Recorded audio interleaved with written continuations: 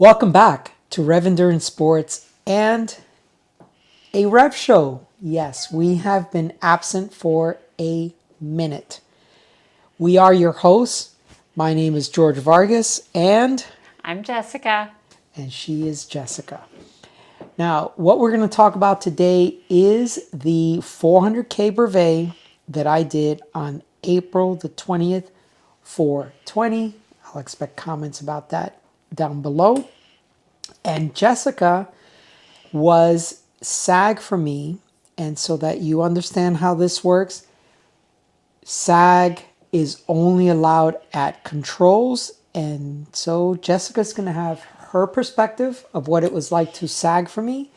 And I'm going to talk about what it was like to ride 400 kilometers with over 5,000 meters of climbing or 252 miles with over 17,000 feet of climbing. You ready? I am. I'm Oh, ready. We have a very loose format that I have on this marker board here.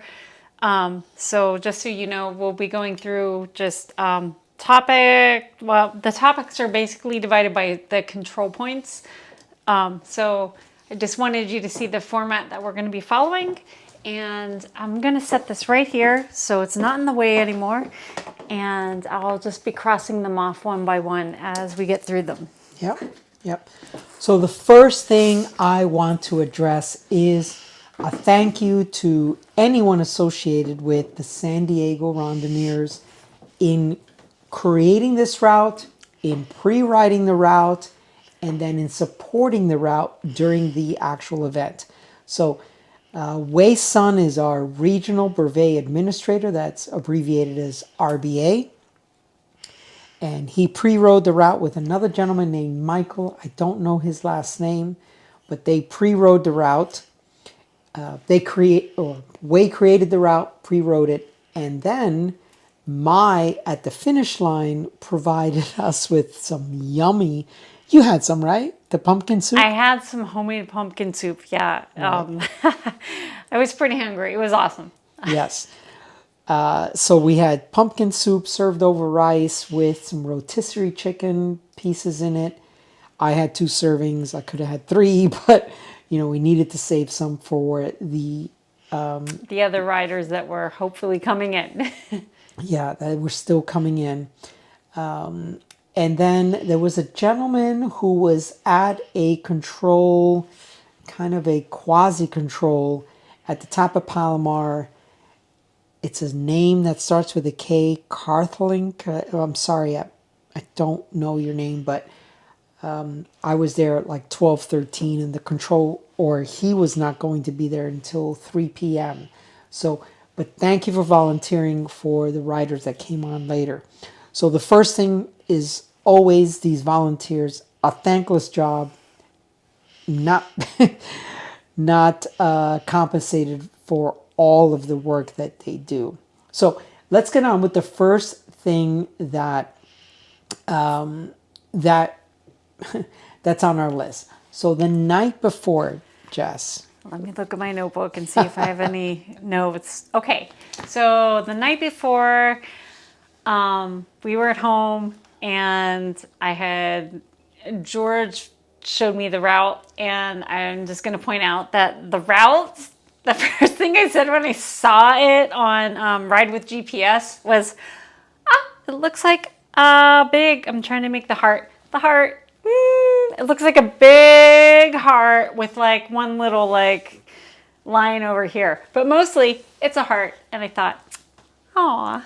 Yeah, the when you look at the map, it does look like a heart and then like a stray thing over here. But if you look at the elevation profile, it's like and then a little bit of this. But guess what? This little stuff here was still 7,000 feet of climbing. So let's talk about some of the numbers for some of you that are tuning in for the first time about this 400K brevet, because I've done a few little teaser videos here and there. This was a 400K brevet with over 5,000 feet of climbing, as I mentioned. But the majority of the climbing, so 9,600 feet of climbing, and I've got a meter conversion, was in the first 78 miles. And then you had a few more climbs along the way.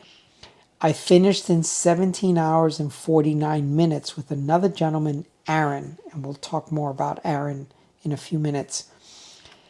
Our goal was 18 hours. We finished in 17:49. We were the first two riders to finish. So basically, you had 10 minutes, right? Yeah. Like 11 minutes of wiggle Like, room. and it was that's like- a really tight margin whenever you're talking hours. When you're 18 talking hours, 10 18 minutes hours. is like, Yeah, it can just be consumed at controls, at stops, at traffic lights, and so on and so on.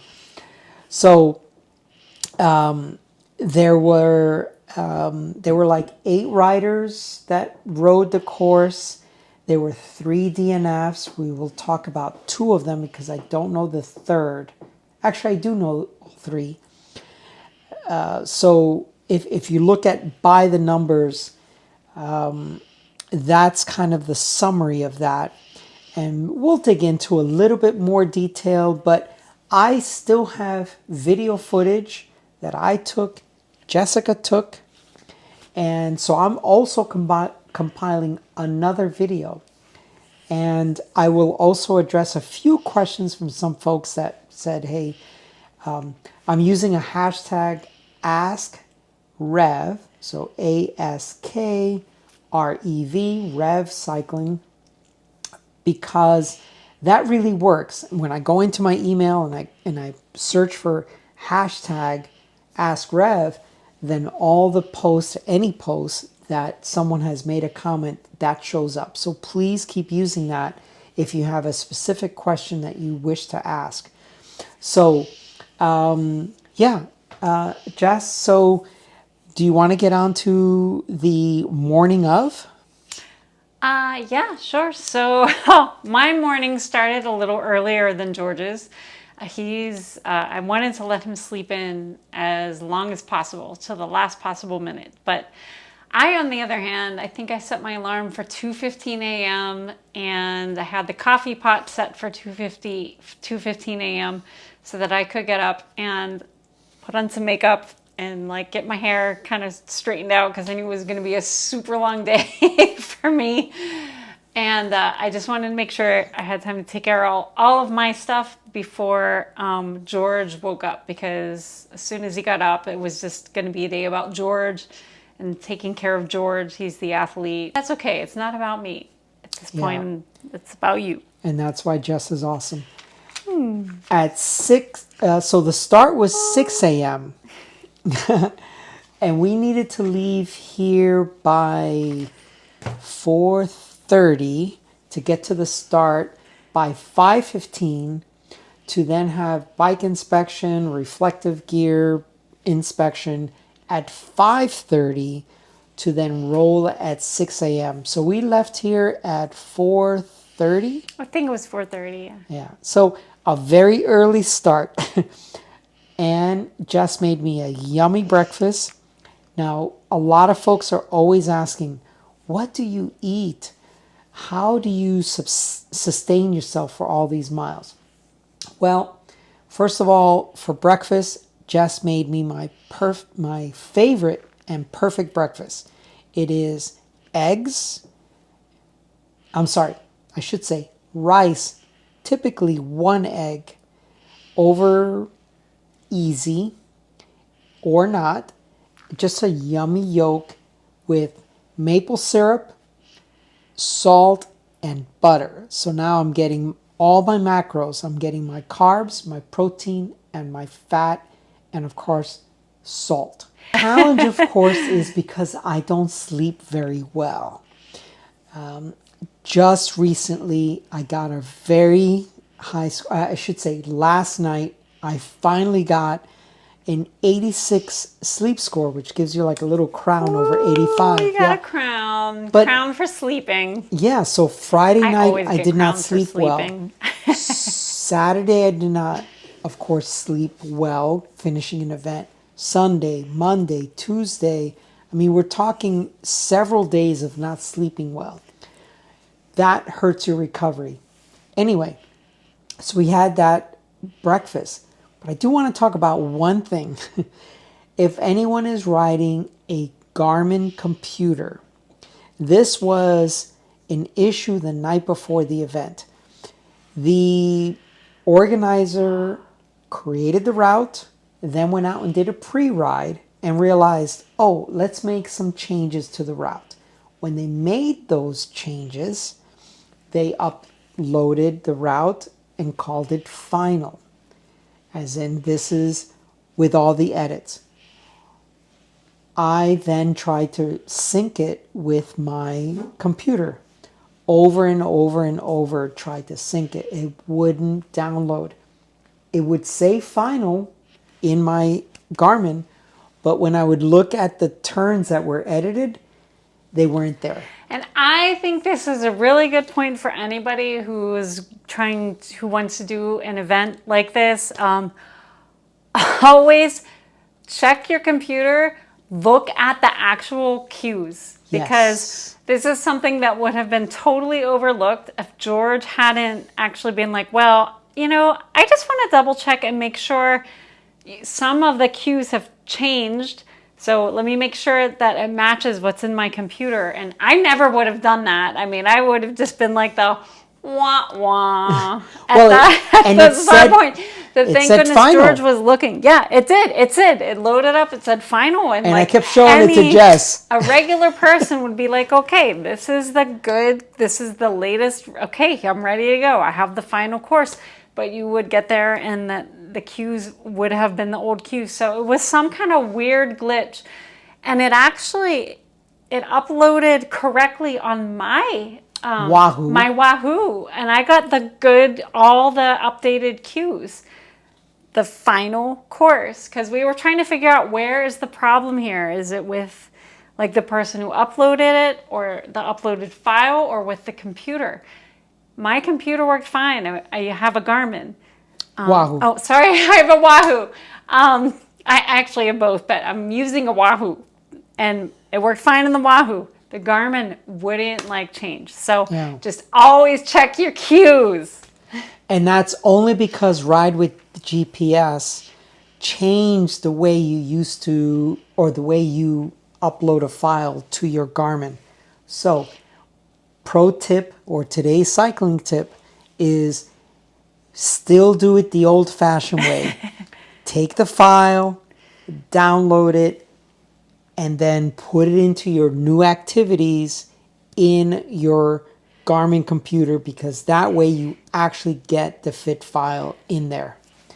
But I was very surprised with the way the route was laid out. We did not have a lot of stoplights that really encumbered our progress.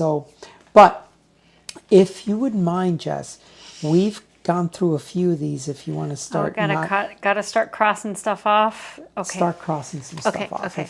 If you wouldn't mind. Yep. Just so we can stay on task. So that's done. Yep. That's done. That's done, and that's done. Yeah. Yep. So let's talk about the first control. So to get to the first control was about 38.8 miles. It was Ramona. I know you're not from this area, so I will tell you it's kind of a rural area. We go a different route when Jess and I ride to Ramona. But it took us on this route that I thought was actually pretty cool. And being only 38.8 miles into the route, nobody really stopped. Although one rider was asking about, oh, is anyone stopping? I'm like, no. So for the first 38.8 miles, which was the Ramona control, there was 4 of us that rode together. So Matt, Zach, who I call, or his Strava name is Little Pig Boy. Little Pig Boy. That's his Strava name. So Matt, Zach, Aaron, and myself. Now, out of those 4, two of them DNF'd. So I will talk about them in a few minutes about why they DNF'd. But so four of us rode to the first control together. And I want to know what you were doing, because that was the first 38, let's call it 39 Oh my miles. gosh, I can't believe you asked me this. Okay. Yeah. So ahead of time, George and I knew that I wouldn't really be needed at the first control. So I was going to skip. That was the only control of the day that I skipped. And so our plan was he wouldn't see me until the second control. So after the start, I saw them all ride off into the start, and I got back into my car and I started driving, and I was like, boy, I have enough time here that I can go home and maybe take like a little nap. No way. You came back home? Oh my God, I didn't know that. So instead of going directly to control number 2, which was the place that I knew we had first planned on meeting each other, I drove home and I slept for about an hour and 15 minutes. And then Which is your superpower. If you were a superhero, that would be your superpower. Yes, I am a gifted sleeper Yes. and eater. So, And I mean, what yes. else does one need? Oh, Exactly. Maybe a couple other things. But so anyway, Well, as an ultracyclist, sleeping and eating, I mean, being able to lay down for an hour 15, that's incredible. yeah, so I did. I came home, I slept, I even had a dream about something, I don't remember. And then I woke up when my alarm went off and I was like, oh, okay, time to head to control number 2 and get set up. And I may or may not ever tell George that I took a nap in between. All right, so let's talk about control number 1. Ramona, 38.8 miles. Now, I wrote this down in kilometers so that folks that are, and by the way, I am, a large percentage come from the US, but I am getting a lot of folks from Europe and other places. So I will make the conversion for you folks. 38.8 miles is 62.5 kilometers. At that point, we have climbed 3,382 feet and 1,031 meters. So, as I mentioned, this is a 17,600 foot route. There is a lot of climbing throughout, and especially on the front end. So, we get to the first control. We look around. Yeah, nobody needs to stop. We roll on. Just after that first control is a gravel, or let's call it dirt section, because here in San Diego we don't have gravel. We just have dirt, sand, and mainly sand and rock. And so that was 12 miles with 2,100 feet of climbing. And at that point, I saw 3 of the 4 riders I was with go up the road. And I said, you know, I just can't keep up with them. I need to conserve. This is a very long day. As I mentioned, so 38.8, so let's call it 41 miles when we got into the dirt. And I just let them go. And I said, you know, I don't understand why these people are riding so hard. It's so early in the event. We still have 200 plus miles to go. So I let them go up the road. So you were up at control number 2. Now, control number 2 was 78.6 miles or thereabouts. And it was 126.5 kilometers into the day, 9,600 or 2924 meters.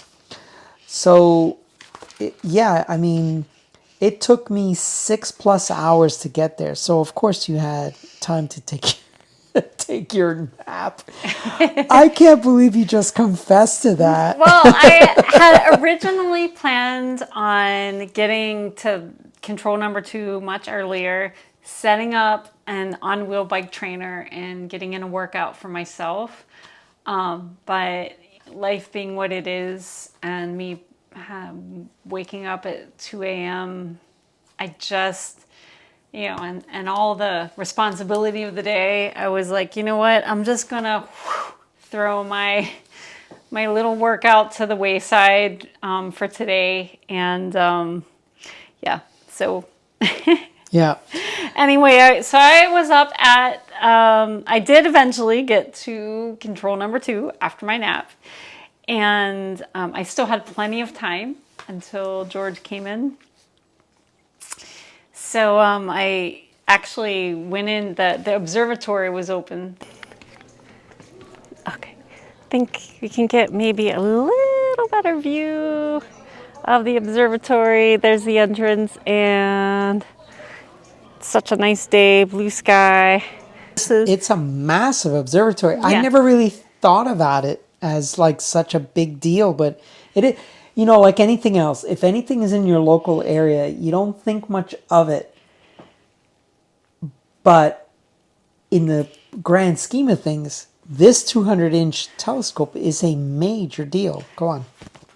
It is a major deal, and also major was that they were open, and so they had their restrooms open. So here I am at control point number 2, and I had George's location on my live GPS tracker, so I could kind of get a bead, okay, on where he is. But the reception out there wasn't that great, so I didn't have like exact estimated time of arrival.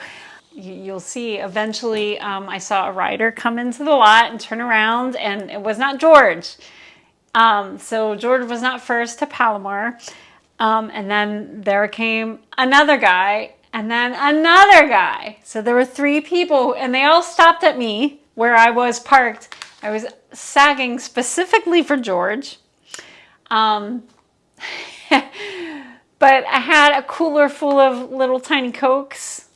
So I offered them Cokes, and I felt a little guilty. I'm like, oh, is this like aiding and abetting? But come on, we're all the same ilk. And so, yeah, of course I offered them Cokes, and I'm just like, I hope George understands. So yeah, when those 3 guys came in, one after the other, they weren't all together. It was one and one and then one. They looked remarkably strong and fresh and invigorated, and they were like, yes, okay, it was tough, but they just looked like they could do this all day. And then eventually they all 3 left, and I was still waiting for George. And a short while later, I saw George come down the road and into the control. He looked so terrible. He looked like, he just looked like he could like tip over at any moment. I just got this feeling. I was like, oh man, I'm like, he's not gonna make it. I'm like, once he gets here, he's probably gonna be like, Jess, let's just pack it in. I can't, there's no way I'm gonna finish this course. So let's just go home. I need sleep. I need to train more. I need whatever. I just can't do it. I mean, that's how bad he looked. And he looked so bad that I shut off the camera because I didn't want to catch it on film, because I thought maybe he would be embarrassed about, the condition he was in, especially relative to the other guys. But now keep the camera rolling. Right. George told me later, he's like, no, you keep the camera rolling. And I'm like, okay. I mean, this is like warts and all. Real people doing real things. Real people doing real things, yes. So now I know for next time. But anyway, at that point, only control number 2, you were like 80 miles in. Like, I seriously thought, like, you were done. Like, you look so done compared to those other people.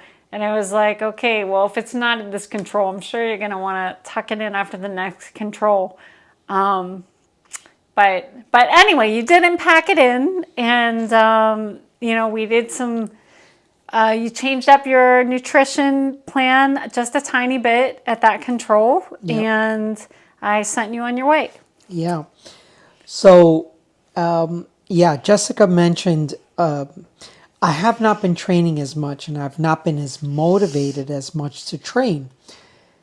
And so I've only done since the first of the year about 36 rides. That's it. I mean, here we are, April the 20th, and I'm doing a 300K brevet with that much climbing. So yes, I was suffering. So that's why I just have not been training enough.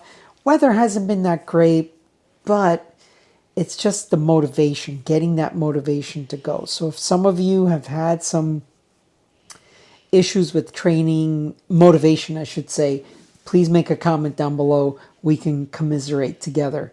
Going up the easiest side of of Palomar is called the East Grade. So word association, East Grade, easy. It's only about 5% or so for about 11 miles. And I was cooking. I had, so Chris Glossner has made some comments about asking about my clothing. I wore a long sleeve base layer wool, a long sleeve jersey, summer weight, and then my reflective vest, which is thicker than anything else, by the way. And I was going up this climb, 11-mile climb, and I was roasting. And I had the vest tucked underneath my shoulder blades area. So I couldn't unzip all the way, so I couldn't get enough ventilation. And I was cooking for those 11 miles for that climb up East Grade. It's the slowest time, I think, for sure. I've done a lot of epic rides on Palomar Mountain, and it was like 21 minutes off of my PR, which I didn't obviously want a PR, but you need to get on this course. I was suffering, and that's why when I pulled into the Palomar Observatory with 9,600 feet of climbing already, I was wrecked. I seriously was in a lot. I was in not the not at the point of God, I need to pack this in like Jess was thinking, but just like my goodness, I have not done the training. I am really suffering. So we made the alterations to the nutrition. And the Now, other thing you did yep, was you start like immediately.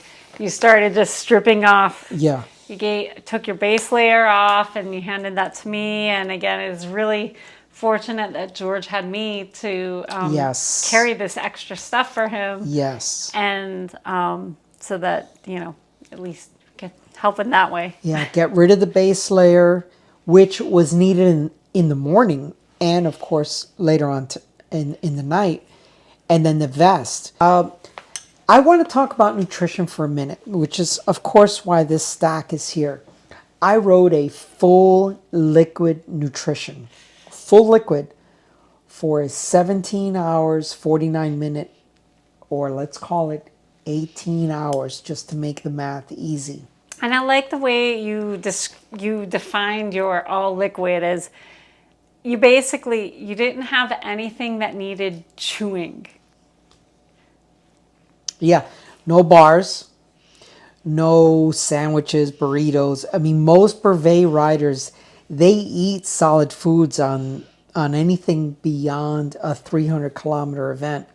By the way, Jess, I love you. You also sagged for my 300-kilometer event, but we will stick with this 400K for now. Let's talk about my nutrition just for a moment because folks need to know what I planned for and how I did. I planned for about 300 calories per hour, 18 hours, right? Okay, how did I do on that? Well, I did 3,600 calories of bottle, stuff in my bottles. Then I did 450 in gels, so base 3 gels. Then I did 3 sleeves of Cliff Blocks and 2 Cokes. 4,890 calories is what I took in. It was basically a 7,000 kilojoule day. So, of course, you're never going to eat as much as you are expending. So, anyone out there who says, oh, I don't want to take in that many calories, I don't want to gain weight while riding, listen, you're always going to burn more calories than you can take in and digest. So that came out to 272 calories per hour. And my target was right around there, about 300 calories per hour. And I just did that in a very organic way. When I was hungry, I ate. When I was thirsty, I drank. 600 calories per bottle of usually 400 to 500 calories of Rev energy, and then I added some Tailwind for electrolytes.